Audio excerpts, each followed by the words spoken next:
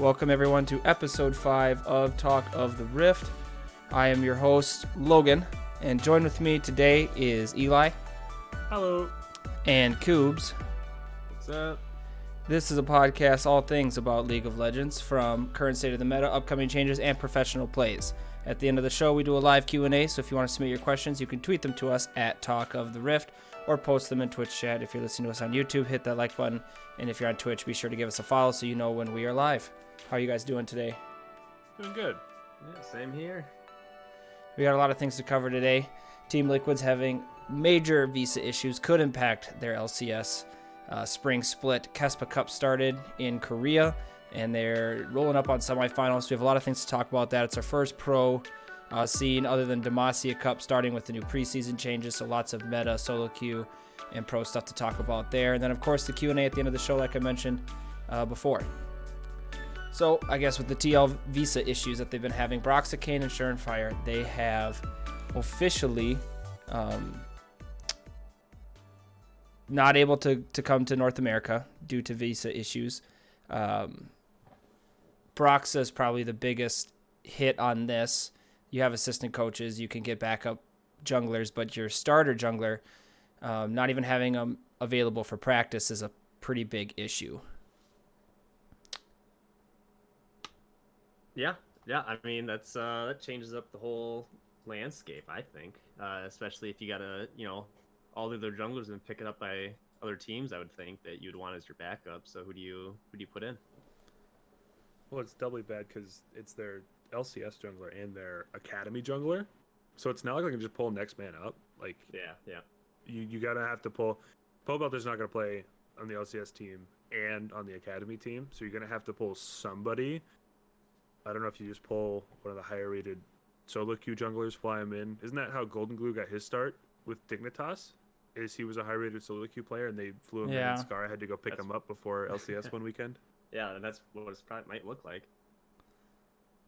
I mean, isn't, like you said, it's either because I know they've been talking to Pobelter, or Pobelter's been playing like a lot of challenger jungle games, so like you obviously have that into consideration. But do you just take your chance? You don't have to pay the random challenger jungler a lot of money. You only have to bring them in for a short period of time. Versus Pobelter, who's on the team already because he's the assistant mid, or the mid coach. Right. I don't know. The economy of League of Legends right now is really weird because people are getting millions of dollar contracts now, which is just bizarre to me. But if this is like a long-term thing, which, I grew up in the United States, so I don't know what it's like getting a visa to come here. But from what I've heard, it's insanely difficult and a really long process. So if this takes a while, they do need to look at somebody that they can afford to put on for an X amount of time. Do those guys still get paid if their visas don't clear? It Yeah. probably depends on the contract. I don't think they have guaranteed money necessarily. Because like traditional sports, right? You get game checks. Yeah. Right. And so it's like you have to play in that game in order to get your check, kind of thing. Mm-hmm. So I feel like it depends on how it's all how it's all being structured right now, which I just don't know how far it's kind of come with that. But so maybe if one of you guys can clear this up. Why does this keep becoming an issue for league? Like, Visa issues? Yeah, baseball has like the same stuff, but you never hear about any visa issues with that. Well, so my first answer that I would tell you is like, well, Coobs, baseball is an actual sport, but League of Legends is a sport, and like, it's registered as a sport with the country. Yeah, so like, this shouldn't be an issue that way. And it's not like, so Broxah is one of them, Kayn's the other. That's Korea, that's Europe. He's a Dane. Is he Danish? No, he's German. I have no idea. He's one of them. I think he's from Berlin. Europeans. Yeah, so, but I mean, like, I guess I don't know if that country specifically in Europe matters differently than others, but, like, this is something that would happen back in, like, Season 3. Remember in, like, Team Dragon Knights?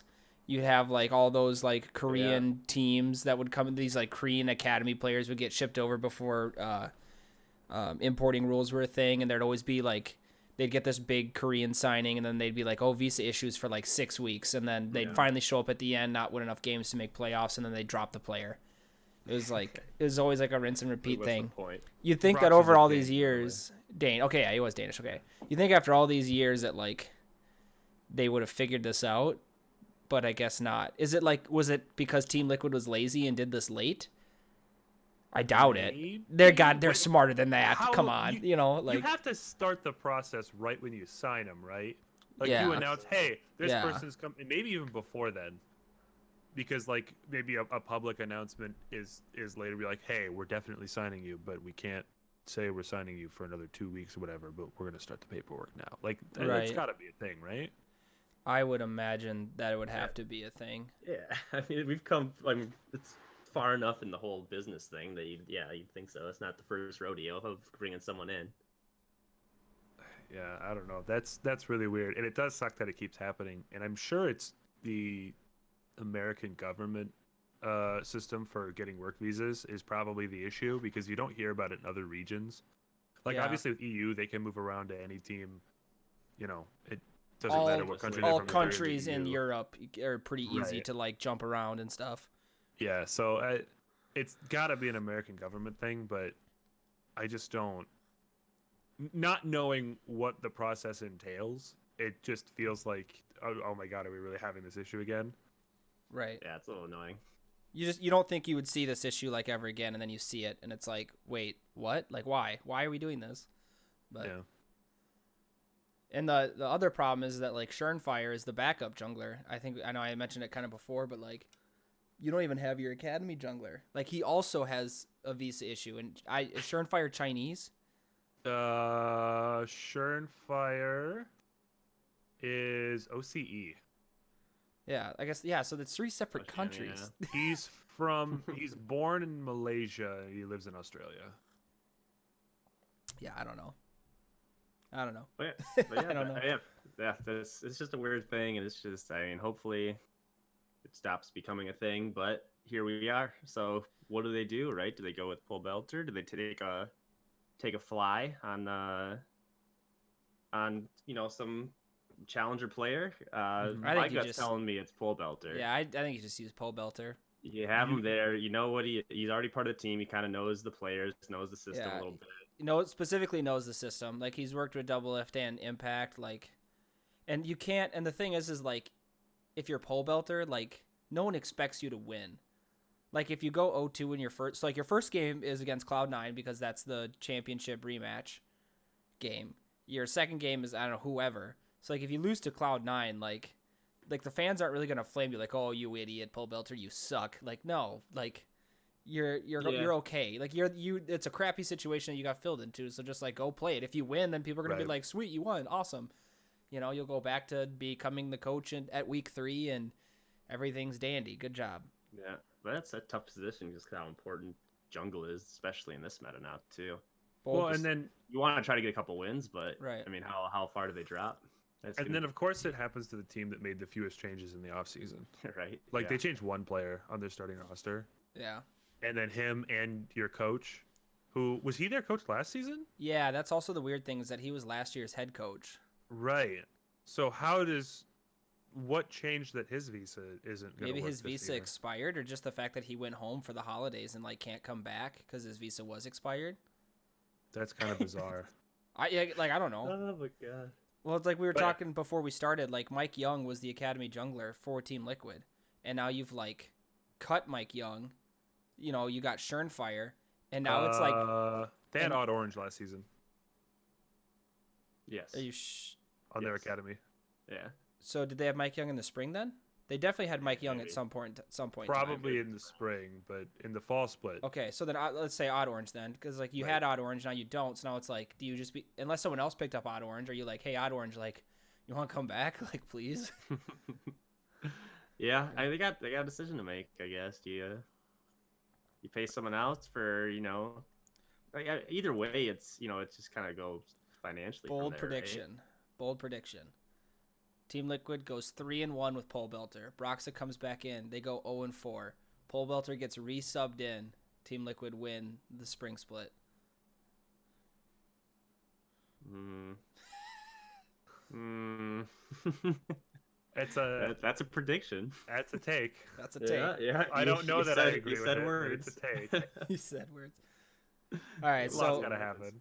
on with with this whole ordeal or whatever. I guess we could talk about this all day, but we figured it'd be best if we gave our power rankings for the LCS. Obviously, we'll probably end up doing this the week before Pro Play starts, doing this again once we have more information about like who Liquid's jungler is and other things. I'm sure more drama stuff will pop up as it always does in the LCS. But if we kind of power ranked before, we said on a previous episode on where we would be at, but we're going to redo it now that Liquid, in theory, doesn't have Broxa. So everything you hear is with the idea that Liquid doesn't have Broxa. If Eli and Cubes want to rank it with the thought that they have Pole Belter, or just like, I'm going to pretend that they use some discount challenger, that's fine. But we're just going to see how we feel with the whole situation. Personally, I think Pole Belter will be the one, or Dodo, because I also saw that their assistant coach, Dodo, is also grinding challenger. But I would say whichever one's in a better, whoever they think is the better jungler will play anyway. So regardless, I think it'd be the same. Both, even Dodo was a ex-LCS player back in the day. Mm-hmm. Was he a support player, I think? That sounds. Yeah, right. he's on Teammate. Dodo, he was the support for Maple Street. Jeez, teammate. Oh my my God. God, Maple Street. Oh, Yeah. that's a blast. Yeah. The general's brother. Yeah, the general's brother, Maple Street. The Yeah. shoeless wonder. Yeah. Okay, so I guess I'll go first. So I got from like top down. I got Cloud9, TSM, Team Liquid, CLG, Evil Geniuses, 100 Thieves, FlyQuest, Dignitas, Immortals, Golden Guardians. Coobs, do you want to go second? Yeah, sure. Somewhat similar. With a few switches here. I got TSM holding down the number 1 spot, followed by C9. TL in third, as even without their jungler, I think their other spots are just too strong. That they'll be fine. I have CLG coming in at number 4, Evil Genius at 5, 100T at 6, Dignitas at 7, FlyQuest 8, GG Golden Guardians at 9, and I have Immortals in last place.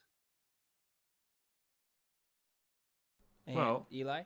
Yeah, we're all kind of in the same boat here. If we were going with their roster, including Broxa and the head coach, I would have Liquid at number 1, just because they have the most consistency. Yeah. That aside, assuming, let's just say it takes 3 weeks after the season starts. So they're how long is the season or the split? It is 18 games, 9 weeks. 9 weeks. Okay, so they lose a quarter of their season with not having Brox in, having to have Pobelter in. I'm still probably going to put them around third. I would have Cloud9 winning. I'm actually going to take Evil Geniuses in second, just because I really like what they did with their offseason. Off-season, they weren't a thing last year, but I like who they picked up. I think Svenskeren going to come out and do really well. Bang has quite a bit to prove because he's kind of not done a whole lot in North America. Sven was the summer MVP. So, but then, I'm going to have Liquid at third. Fourth, I'm going to take CLG. TSM at fifth. I just don't. TSM's let me down a lot. I don't have a lot of faith in them. But then we go FlyQuest, 100 Thieves, Dignitas, Immortals, Golden Guardians. There's not a whole lot. I love Dignitas. I love their organization. It's going to take them a split or two to get stuff figured out. And then Golden Guardians and Immortals just didn't give me a whole lot to believe in. Yeah, I think this is like Kobe tour, the farewell tour. Yeah. I just don't think it's going to be that Just good. collecting his paycheck. Yeah, I think and that's why I have them ranked last. I just think so. It isn't going to be that great. I think Smithy is more that he was on Team Liquid than, that why he had his success. I just don't. I don't see it. Where at least Golden Guardians has, at least a top tier player in the role of top lane there.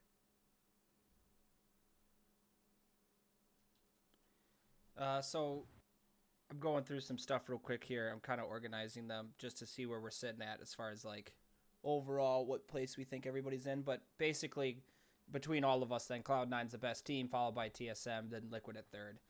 So we could start with the top three, the easiest part. I personally believe that Cloud9's the best because they went to 5 games with Liquid, and I think that the moves that they've made ultimately make C9 a better team.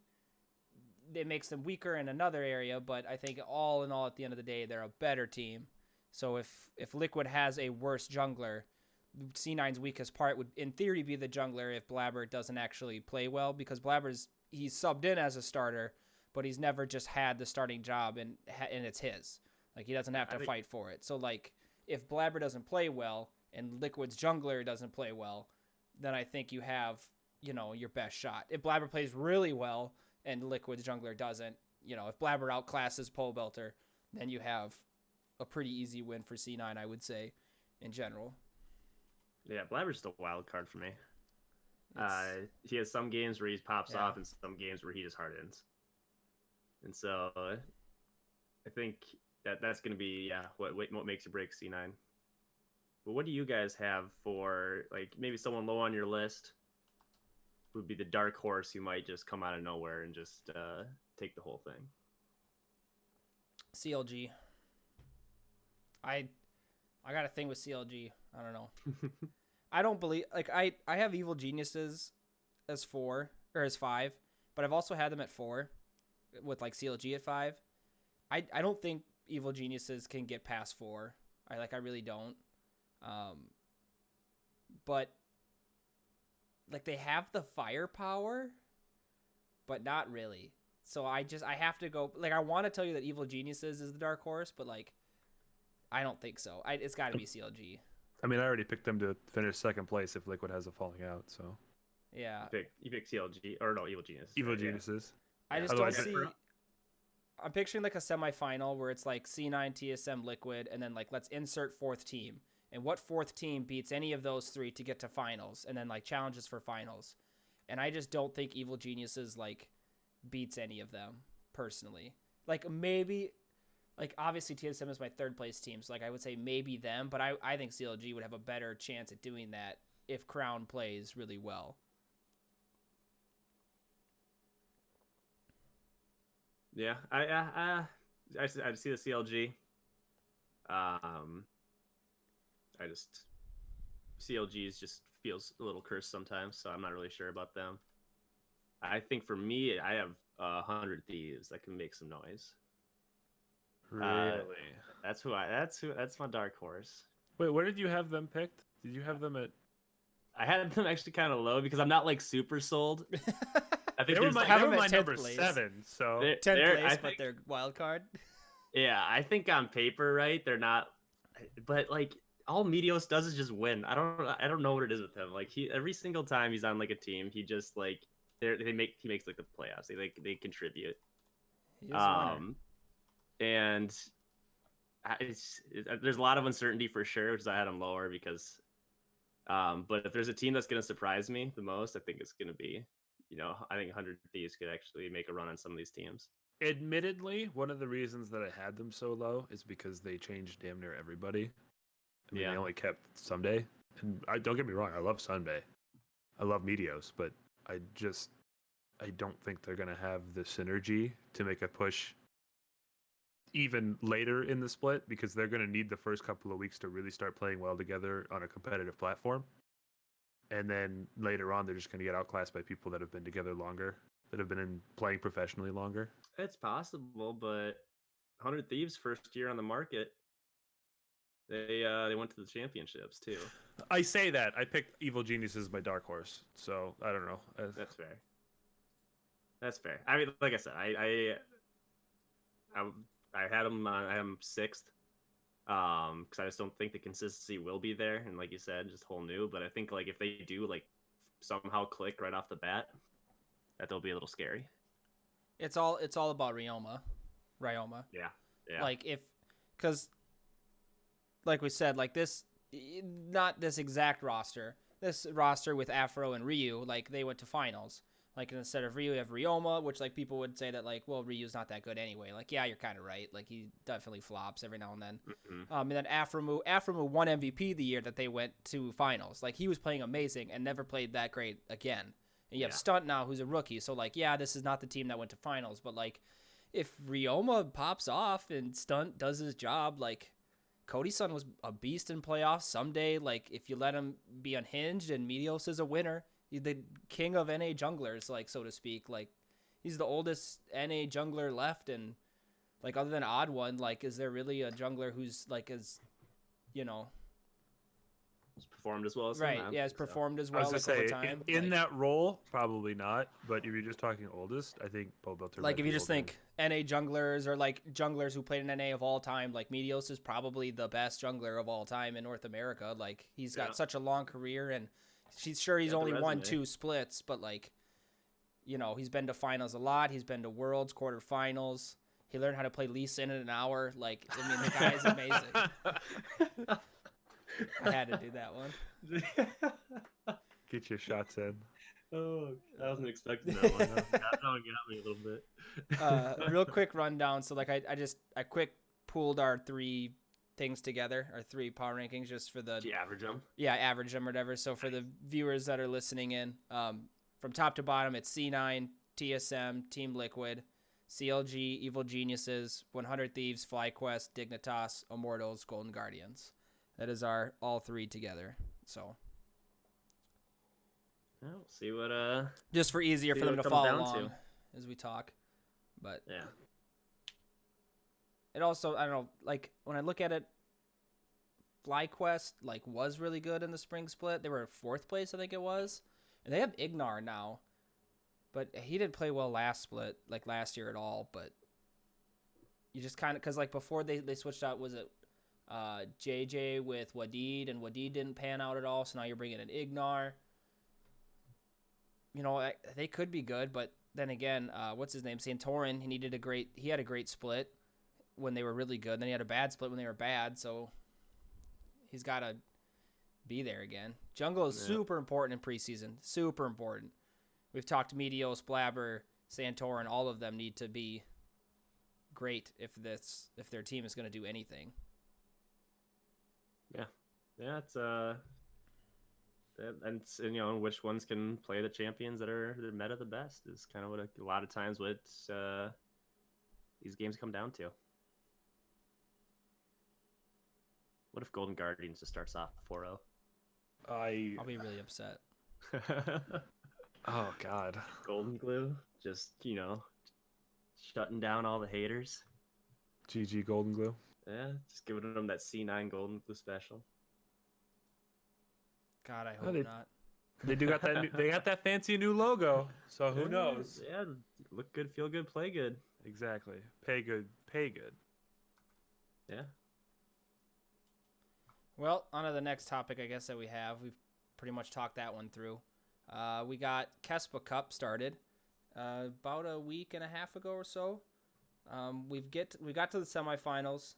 Spoilers for anybody who was trying to watch, I guess, but we have Sandbox Gaming and T1 on one side of semifinals. We also have Afrika and Dragon X on the other side. That's Friday, and then finals are Sunday. So yeah, Friday, Saturday, the semifinals. Sunday is the finals. One of the games that we'll probably talk about in particular, which we'll probably jump around through a lot of them, but one of the best games that we've seen so far was T1 versus Gen G. Gen G, or those two teams being probably some of, if not the best teams in this tournament. As far as the picks go with let's see here. As far as the picks go with like different champions, most pick champions along the ADC lines: Misfortune, Varus, Senna. Kind of a shock there as far as picks go. If I had to bet, I would have just guessed that the Worlds meta would have just carried over in some fashion, like Kai'Sa Xayah, but no, we got a very different look. Mm-hmm.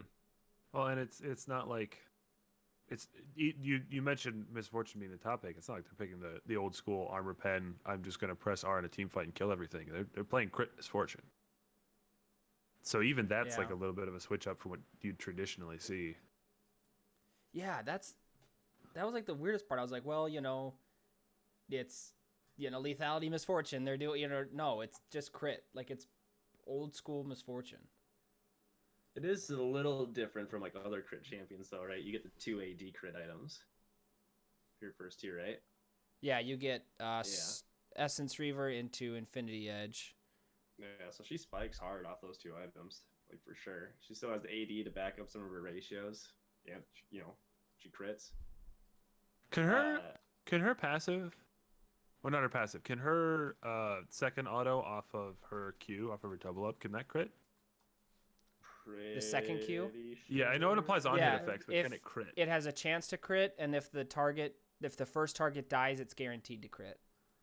Oh, okay. I didn't know that's how. I thought it with just kinda... double up, yeah. Well, I know this only because I played the crap out of her now, so I've been reading their passive. And then the second target always takes increased damage because of her passive, so it takes bonus damage plus it crits.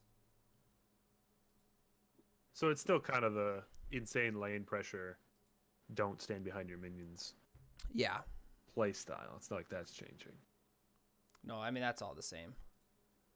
Yeah, I like the theme that I saw with there's a lot of picks. I was like, what's going on? What are these picks? Why are these like the ones? But like the common theme that I've kind of gone through is spiking hard off of 2 items. Like some of these most contested champions, you get your 2 items, and that's the strongest you'll probably be like over the course of the game. Like it's just the mid game power spike, and I think that's why Misfortune's coming up now. It's you get to contest those souls during the mid games even better, and just she's good at that. Well, with souls and like Senna, nice segue. Dang, that was good. Thank you. She's been played as an AD carry a lot. 8 games. That's not going to tell me her win rate, is it? I think if I do that, there we go. Sorry, looking up win rate. It is. Come on. There we go. 50% win rate, 8 games. Figured, like, I knew she'd be played ADC in some regard, but I figured she'd be played support. Like she got played support a little bit. She does get played support a little bit. I didn't think she'd get played ADC this much. Yeah, it was more on ADC than it was on support, which was what's surprised me. I thought it'd be the reverse. Yeah. Only 4 games of support.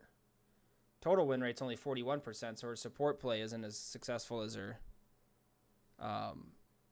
ADC. Obviously, you'd have to look into what supports were like picked, or what AD carries were picked with her in relation, but I mean that's actually an interesting point because she only had a true ADC that she was supporting one time. The other 3 were Irelia, Heimerdinger, and Yasuo. Mm-hmm. Yeah. So like, or was Cassiopeia was a bot laner that was picked as well. Yep. And so you would imagine that maybe those were the ones that were played with it. It could, in theory, it could have, but because then Senna is your ADC still. But she packs a punch, regardless. I mean, which one she does. But it seemed like if teams wanted, because what she was played with every single time as ADC was Tahm Kench. It seemed like if people could take Tahm Kench and Senna together, that's what they did because, like, it's just so safe. What are you going to do against that? Senna has the heal, the shield, and she does a lot of damage, and Tahm Kench just keeps her even safer, especially, which we're seeing, like, a lot of the other support champions seeing right now are press your R button at 6, and Tahm Kench can keep her alive with that. Got it. She has a 12 KDA. Yeah. In 8 games, 12 KDA. What, like the next she dies less than once a 5? Game. Like that's it. And that's someone played Jhin and won with it and had a 16, but yeah, the next one's 7.2 with Kai'Sa in her. Oh, I see that. 2 wins and a loss, but no, you're right though. It drops off significantly as you go down. I think the Misfortune one's the most impressive because of the games that she's played with her win rate. Like 18 games, 66% win rate. Varus is the next most played champ with 20 games, and that's just 50. But at Varus specifically, they've been playing lethality a lot. It hasn't been like your Bork Rageblade. Yeah, with him too. I mean, he spikes harder with lethality at 2 items. I don't know. I'm seeing a pattern here, guys. Well, I'm looking between what's the the lines. pattern? What's the pattern, Coobs? Is that all like a lot of these champions that are played off the top? Let me so many Most played tabs open champs. right now. There we go. So Akali, 100% pick ban. She spikes super hard off of Gunblade, spikes super hard off of Morello's. Misfortune spikes super hard off of the Infinity Edge Essence Reaver. Lucian spikes super hard off of his, whichever variation Bork you go. Essence Reaver, I think is the way to build him or right now. Yeah, Syndra, St. Luden's, Morello's, Aatrox, Black Cleaver, Aatrox. Death's Dance. Like all these champions, Varus, Lethality, Varus is Irelia, WQ with- Triforce. All these champions that are just picked, like those are the top, pick ban champions. All of them just spike super hard off of 2 items. That's like the strongest point in the game for them. And they all have, that's their pick ban percentage. I'll say what's the win rate? Above 50, so 60, 60, from top to bottom, 66, 6600, 54, 47, 50, 50, 40, 50, 53. So yeah, like the top 10 pick champions in the game, 8 of them have well above 50% win rate. Yeah. So there's a reason, obviously, that it's of course just there's a not. reason. We've all played our preseason games. A lot of games don't go very late, so that's a reflection of A lot how of the games- game state is right now. a lot of games feel swingy. I feel like when I first started playing preseason, I felt like it was early game advantages. Now I feel like you get early game advantages and then they just like, It can stall. yeah, like the enemy team just Yeah. like takes a dragon and then it just like swings. It's like Yep. one fight and it's just like and 180, and then you take a fight and it's like 180, and it's always back and forth to me. Yeah, I think part of that now is they changed it. They nerfed the dragons by themselves. Like the souls Yeah. are super strong, but the Right. individual dragons now they've nerfed the numbers on. I think just about all of them on what they get you Everyone but for Cloud. stats. Yeah, Cloud stayed the same, and so it just makes you'd get one dragon before, and what you get for that one dragon was so much more than what it is now. I think that's why you're able to actually like come back into the games a little bit now. It seems like, to your point of having 2 items, and LS made a point of talking about this during the first game of Gen G and SKT. Teams want to be strong at the time where they know what the rest of the dragons for the game are going to be. Mm-hmm. Because there was a point where KT, not SKT, or what is it? T1. T1. KT rolls. T1 So many names. took a mountain dragon, and it basically didn't do anything for their team because they weren't a team that built resistances, but they kept it away from Gen G. But they were more interested in getting the ocean drakes later on, so they gave up the wind drake in the middle. They didn't need that. It just didn't matter to them. So at that point, pretty much everyone's got their 2 items. They're getting stronger. Faker was playing Cass, which isn't really a 2-item spike because she has to charge up both of her first 2 items, but it's Faker on Cass, and he's always going to do a lot of damage. Well, insurance policy. And that was just a good comp. If you're a Yeah. good champion against the Insurance yeah. policy champions are also really good. We were talking before, like Caitlyn, Ryze, Cassiopeia, like those 3 champions specifically are really like popular because it's like you pick this like mid-game team fighting comp and then you pick like that one carry, and it's like just in case we get there, like we have Right. this thing to still win the game. And And so it they seems were to able work. to dictate how the rest of the game went. They got Ocean Soul, and you don't win long team fights against a team that has Ocean Soul. And they just had the extra stats from the extra dragon by giving up the wind drake earlier in the game because they had whatever the 2-item spike was, and they just decided they didn't care about the wind drake. Yep. Yes, I think that's just what we'll see how much of this, if how much of a change there is from now between, start of the LCS, but I'm imagining it's going to be pretty similar, at least at the start. Do you think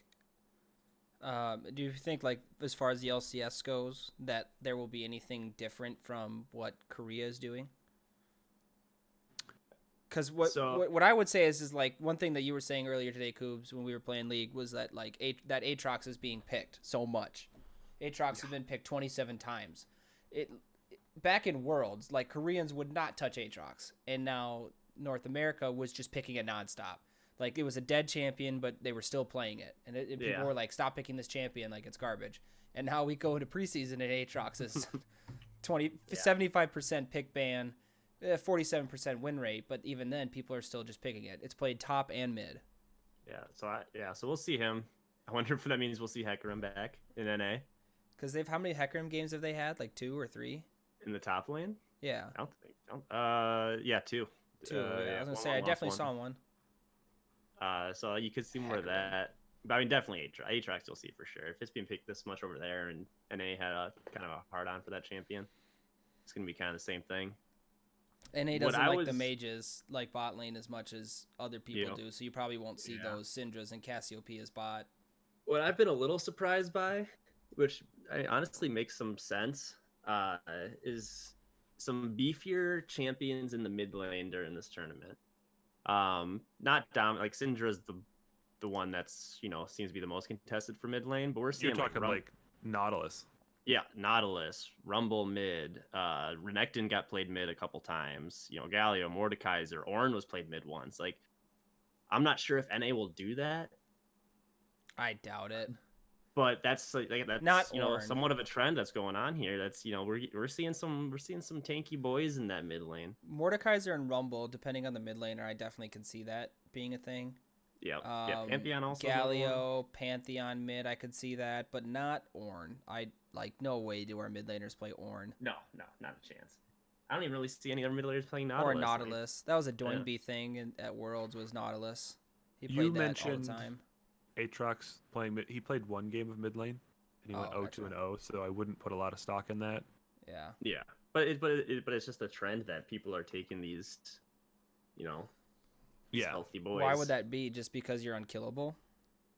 It's Like you can just wave clear and control mid, or what? It has good matchups against like some of the it's Renekton's Renekton. He's just solid in lane. If he gets Anya and stuns you, you're gonna lose that trade.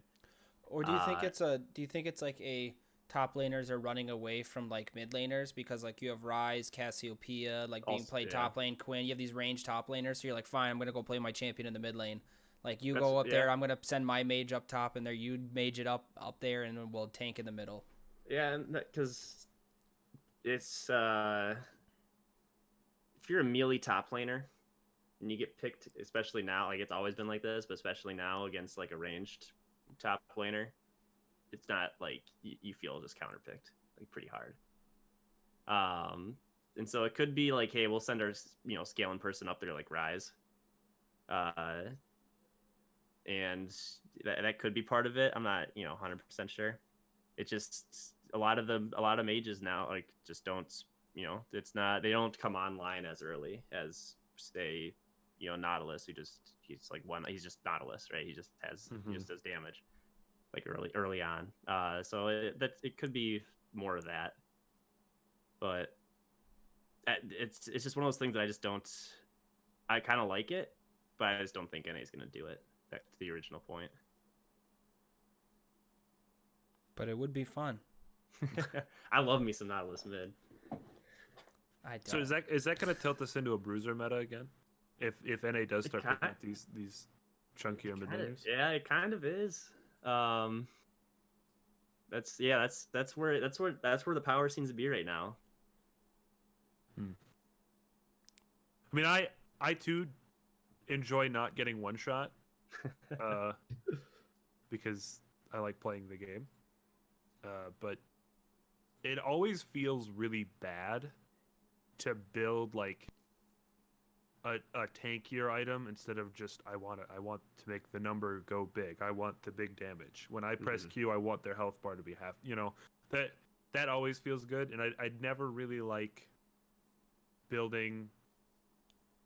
Well, that's not true. I was thinking I didn't like building like chunkier mages, but I play Swain, and that's kind of his MO. That's a chunky boy. I play Swain and I play Brad. I guess I just don't like the mentality of being somebody that just stays in the fight forever. I want to be the person that ends the fight, that. you know. See, I love the two extremes of it. I love being the person doing all the damage, and then I love the person that's like not doing damage but is unkillable. I love playing tanks on ARAMs, where you build like straight armor, magic resistance, health, etc. You do nothing, but like your team is like killing people, and you're like, okay, like where's the rest of the team? And the tank is just like fighting 4 people, and you're just like half health. You walk away and you fully heal up. I love that. That's the best thing ever. I love doing that with Ornn, Mundo, Maokai. I love doing that with like when you had like your Echo did a lot of damage, but like when Echo would build tank, you're just unkillable. And when you're about to die, you press R and you fully heal and you just do it again. I love that stuff. Minus the damage part. Yeah, I hate it when I tanks do hate damage. That's just stupid. Yeah, that's interesting. So you're not a fan of Ornn. Yeah, I was about to No, say. I love Ornn. Ornn's the best. Ornn's my favorite Ornn- tank. You Ornn like does so playing. much You like damage. playing Ornn. Yes, I like playing Ornn. I don't like playing against Ornn. There's so much Right. CC. So toxic. And you just autos you with your brittle for half your health, and it's like, oh, okay. As far as the SKT gen, I know we didn't talk about it like specifically, a whole lot. But is there anything about the game, like the 3 games that you want to talk about, other than just like the champions?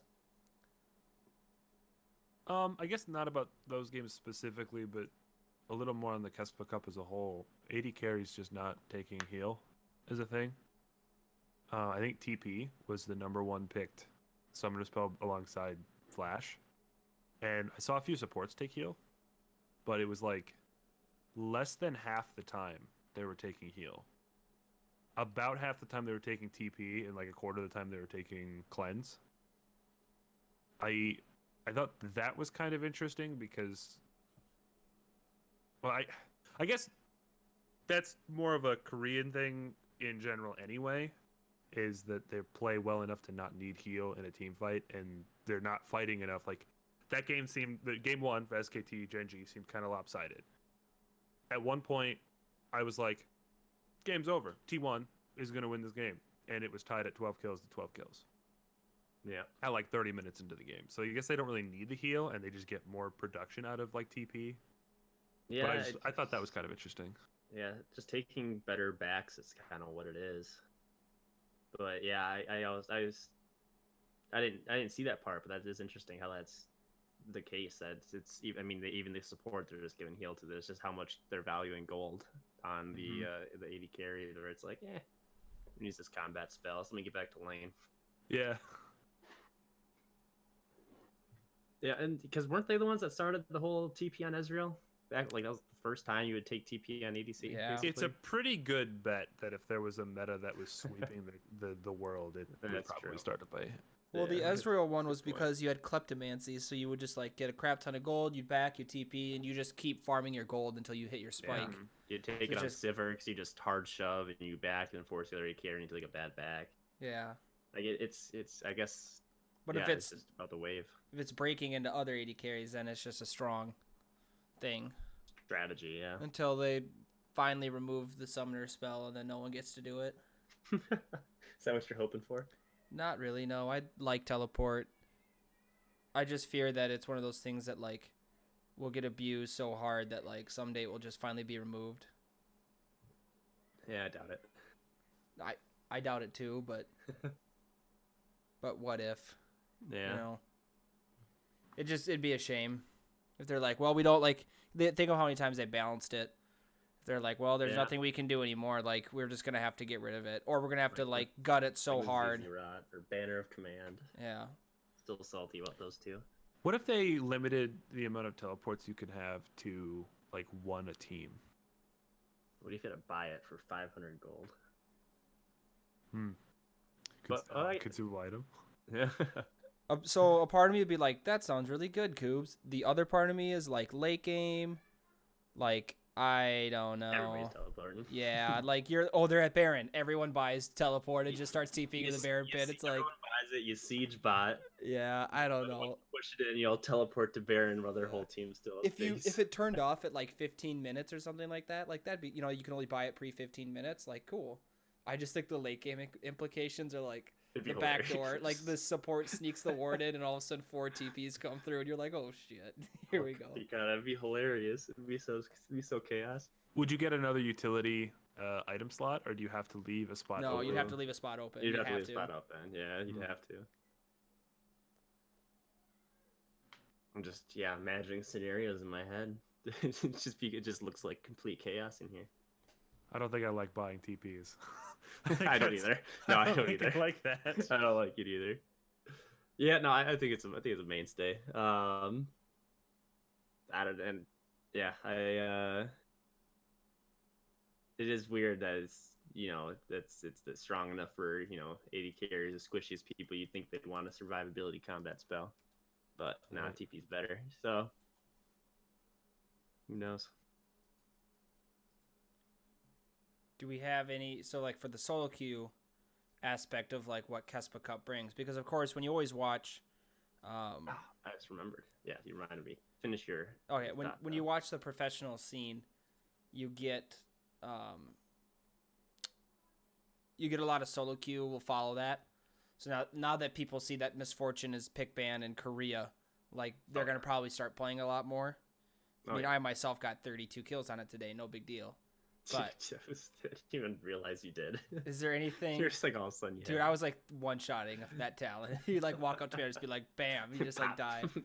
Like, what's up? Shaco would clone. I'd queue the clone. I'd be like, I'll just queue whatever's in front of me because there's always a clone. Then he would actually just get one shot from my queue and I'd be like, you idiot. Is there anything other that we think will bleed over into solo queue? Probably a lot. Other than, I would say Misfortune probably will as time, especially if North America picks it up. But that's not necessarily fair because Misfortune across all ranks in NA is the most picked ADC already. oh, that was dang. Caitlyn. No, I didn't know that. she's Caitlyn. I'm looking at win rate. All right, 7th most picked, highest win rate. I was like, man, I haven't seen her Sorry. for most I was pick. like, what? I barely had the seen it. wrong Yeah. had the wrong one highlighted. That's okay. So I guess technically it still could then because it's only being picked 12% of the time. Yeah, That's that's still a still lot. a good amount though. Right. Aphelios is banned. Kaisa probably gets banned. Like Kaiser Vayne gets a ban. So like she's 5 to 7. Yeah. Yeah, I think you'll see more Misfortune for sure. Yeah, maybe we'd see more Lucian. He only got played once. It popped off. Yeah, He got a lot of attention though. he Yeah, must have played been top popping off in lane. scrims or something. I don't know. Yeah, Because I haven't really seen him that much. yeah. I could see Syndra being seen a lot more. She's good apparently. I didn't see it coming, but it's Apparently you 94% can pick buy ban. the Hextech GLP without having Glacial Augment, by the way. That happened 3 times in the Kespa Cup. Oh really? Yep. So you might owe one of our other friends an apology. He built Protobelt. Well, because you yelled at him. Well, to be fair, we yelled at him. Yeah, that's fair. I'll say junglers that I think would get picked up. Rek'Sai is the most picked jungler. Yeah, what Followed I was by surprised by with this, because I've been hyping up Olaf for a while, like he's like by far the best. But maybe that's just a solo queue thing because he only had like a 10% win rate in the Kespa Cup. Played 10 times, only won once. Yeah. I still think he's good solo queue, Yeah, well, but go for it. I think you're right because Olaf is kind of a solo queue stomper because nobody really knows what to do with an Olaf. That's Oh, he's charging me. can I get some PL? It's like no, literally you cannot. We couldn't if we wanted to. Yep. But I think that's just a team dynamic, where if all 5 people know what they're doing, they go, okay, they have an Olaf, so we just need to pick teams that win by kiting off whoever Yeah. is coming at us Yeah. or whatever. It just feels like a lot of times in solo queue you don't know what to do with the Olaf you have on your hands, but in pro play it's like they've already planned out that eventuality to the point where They it see doesn't it matter. coming, yeah. Maybe we'll see more Lee Sin in our solo queue games. Oh, good. Oh, the problem with Olaf too is he's just a run at you champ. Like Yeah. more like think of all the other champions that are like the same like a big guy that like wants to run at you. Like Mordekaiser is gonna pull you, Darius is gonna pull you. The new champ coming out Set, he's gonna grab you and like jump into the enemy team. Like everyone has an engage to some degree. Olaf literally just throws an axe to slow you and then continues to run. Like he can become invulnerable and run at you a little bit faster, but like in professional play, when Olaf runs, it's like, hey guys, kill the Olaf, and then Olaf gets Right. like one shot late game. So And at it's that pretty point- useless late game. Tom Kench was picked quite a bit And if God, Olaf's please like, no. I'm gonna kill that ADC, and Tom Kent is like, no, I don't think you will, and then Olaf doesn't know what to do with Olaf. Right, he can't dash out. He's in. Yeah. Like it's over, and now your That's it. ultimate's over, and then you can't run because you're getting CC'd. Yeah. Very reliant on flash then, for sure. Yeah, remember when everyone ran Ghost on Olaf because they just wanted to get to the point faster? Yeah. It's like Well, lower that was cooldown the flash. before. That was before his ult gave movement speed, wasn't it? Is it? I think so. His ult gives movement speed towards enemies, right? I don't know about think that I think much so. about him, but I know his ult. He loses armor and magic resist when he uses ult. Gains He loses damage, armor and yeah. magic resist and gains attack damage. yeah, but I know before. Yeah, I'm pretty sure he didn't. But then they were like, let's just give him movement speed so people take flash, so you can stop getting trapped by Jarvan. But yeah, him, I don't know. We'll see. Maybe like with him not doing so hot, people are gonna be like, no. But I still think in solo queue, it would picked up. Elise was interesting for me also to be seen played this much. I wouldn't mind Yeah. if she got played more. Yeah. been a 50% pick No. ban, 60% win rate. Yeah, I watched a couple of games ahead in Elise and I thought maybe not necessarily in that the Elise is making plays, but the fact that you know that there's an Elise in the area and how much, okay, it's a burst champion that can also stun me, that can chain CC, especially with T1 pulled it off where they had Elise and Cassiopeia on the same team. You don't do anything. No, Whichever one of them yeah. presses their CC ability first, whether it's the Miasma or the Cocoon, the other one's going to hit, and then you're dead because there's just so much damage brought in, and she doesn't really need a whole lot of items to be that effective because of the percent health damage that she has, which kind of plays into your beefier mid lane theory. Yeah, Those percent damage numbers are going to be helpful. Yeah, hope so. Maybe I can finally dual queue with our boy Steel Titan. She's good. Does he play Elise a lot? Yeah, He that's did. that's what I tell him to only Many play. years ago. You know what I don't want to see? Any more Heimerdinger, Kiana Yumi. juggles? I don't want to Oh. see that bot lane. God, I've seen it Yeah. enough, and I don't want it in my solo queue games. that sounds awful. It is awful. It's just annoying. It's just What do unkillable. you do? You I do mean, nothing. Yumi do. sounds awful. You cry. To be fair. Oh my god. Yeah, not fun at Yeah. all. I wonder though, like how because Aphelios and Diana were global banned for this tournament here. Oh Yeah. really? Yeah. So when we get into the LCS, are they being played? Aphelios and Um, Diana should be activated for the LCS. It would be Set that probably will be banned. Yeah, I don't think he will be. So Aphelios I think will get played for sure. Diana I imagine should see some play. Do we have one more patch before? Like, are So they gonna we're play on- on the next it'll be the- patch? We're on Next week will be the 9.24b. So next week will be 10.1. And that's the patch that they're gonna play LCS on. Yes, we will be on patch With 10 yeah. or no. Yeah, they'll start on 10.1 and then that Tuesday we'll go to 10.2 then they'll play the next week on 10.1 again. Okay. So I think you're probably going to see Aphelios and Diana nerfs. So they might not get. For sure, Aphelios nerfs. I don't know about Diana. I don't know if they're gonna play nerf Diana yet. They still gotta sell those skins, baby. Does she have one coming out? Yeah, they got the Dragon Slayer one. Oh yeah. Yeah. Yeah. Yeah, that one looks dope. Oh man, yeah, they yeah. got to sell that Rip skin my wallet. first. Is there a Dragon Slayer Olaf skin in that too? Do I Yes. remember that correctly? Is it Olaf or is it Trundle? Trundle and Might be Olaf. both. It's well, yeah, both. Okay. Not a good showing for Olaf at the Kespa Cup. Might be getting some Yeah. buffs coming up. Might. Oh boy. No, because I think the nerf that's in for Aphelios is with his flamethrower ult, Yeah. where you see all over Reddit where he just throws his flamethrower ult and he one shots everybody and gets the freest pentacle anybody's ever seen. Yep. So I think that one's like scheduled to be nerfed. But I don't know if they're nerfing. I haven't heard anything about Diana nerfs yet. She has Maybe- really high win rates.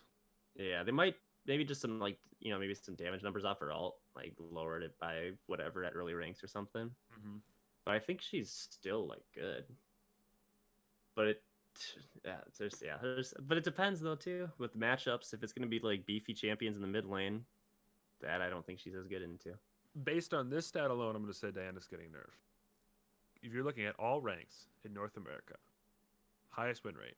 Number 2 is mid lane Diana at 54%. Number 6 is top lane Diana at 54%. Oh really? Oh, I didn't know that. Okay, dang it, my girl's getting nerfed. She's going to get nerfed. Yeah, shoot. But you got 2 lanes of one champion being top 10 win rates. It's You just got to pretty nerf. You just got to nerf Conqueror. Nerf that damn rune. It's the only free because she abuses it so well. That rune's just strong, which makes me sad because I just want to run Electrocute Diana or Phase Rush or something else, but it's like Conqueror is way too good. If you're going Electrocute, I mean, I think Phase Rush is the next place to go because that feels more natural. But if you're going Electrocute, do you start building Lichbane? Yeah, you can. So one that I've done is I go with the Fiendish Codex for I do double Dorans and the Fiendish Codex into Death Cap. Oh, Because I think CDR is super important on her. right. So I want the early CDR, but then I just want to get like burst. So I'll go that into a Fiendish Codex item. Okay. Whether it's like maybe Hourglass, or maybe it's I could go Nashers off of that too. I think it kind of depends how the game is going. And if I'm good off that, maybe I'll just go another just raw damage item also. Sure. There's also like Luden's builds you can go also, which is it actually feels kind of good also for the wave clear. But they just don't hold a candle at all to the Conqueror style.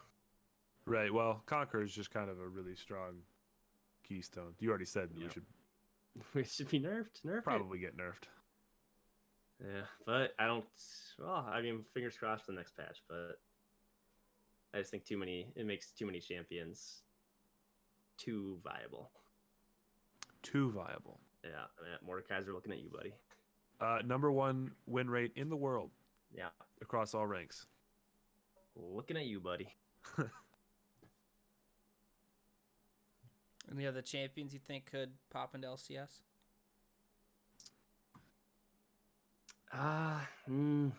Not based off this. I mean, NA has always kind of done things a little bit their own way. Yeah, Power Evil's gonna throw something weird in there like that. But Yeah. what he decides Orianna. to, who knows? Well, yeah. I mean, Orianna was seeing a good amount of play during that T1 stuff. Yeah. With some of the like a Blaze Olive who was in it. But I don't think that she'll. I mean, if we don't see her here, I just don't. I don't think NA will go really against the grain all that much right now off the start. I feel like they take a little bit to. Like they'll do some stuff in the middle of the split or towards the end, but usually they just kind of Control C, Control V at the beginning. Well, that's going to do it for us today, I would say. We will be joining you, everybody, again back in, probably, next week, but that'll be right when the new patch comes out. Set should be out, all that fun stuff. So remember to follow us here on Twitch and Twitter at Talk of the Rift. If you missed any of our other episodes, you can check them out on our Anchor page, anchor.fm/Talk of the Rift. From there, you can find us on virtually all podcast platforms from Spotify, Apple Podcasts, Google Play, just to name a few. So don't forget to send us your questions for our Q&A, and we will see you all next time. Peace.